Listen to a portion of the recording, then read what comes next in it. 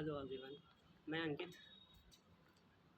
आज chapter number 12 M Laxmikant संविधान की मूल संरचना को रिवाइज करने जा रहे हैं।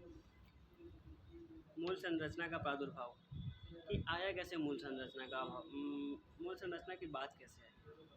तो इसमें कई सारे मामले दे रखे हैं, जिसमें शंकरी प्रसाद मामला है और सज्जन सिंह केस है, गोलकनाथ मामले है।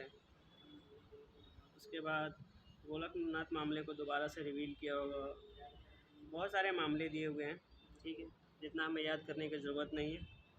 बस आइडिया होना चाहिए कि हाँ, बहुत सारे मामलों के बाद 1973 में 42वां संविधान संशोधन जब हुआ था तो बेसिक स्ट्रक्चर लाया गया था केशवानंद भारती केस में, ठीक है, जिसमें कहा गया था कि मूल संरचना को छोड़ के बाकी आप संविधान में कोई भी संशोधन कर सकते हैं। संविधान की विधायिका जो है, भारत की विधायिका संविधान में कोई भी संशोधन कर सकती है, वो सिर्फ मूल संरचना को नहीं छेड़ेगी।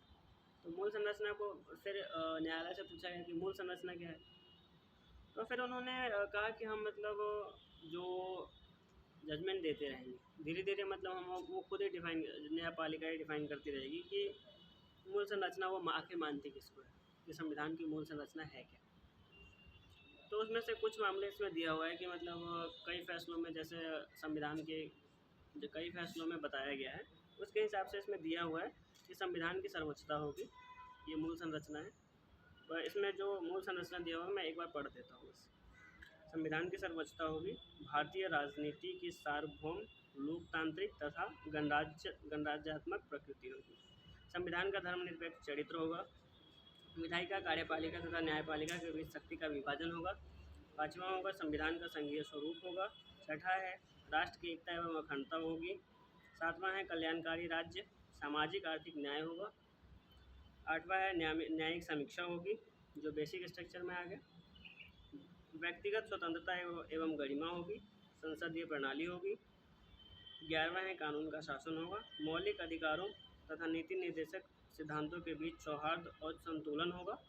मौलिक अधिकार में और राज्य के नीति निर्देशक तत्वों में संतुलन होगा।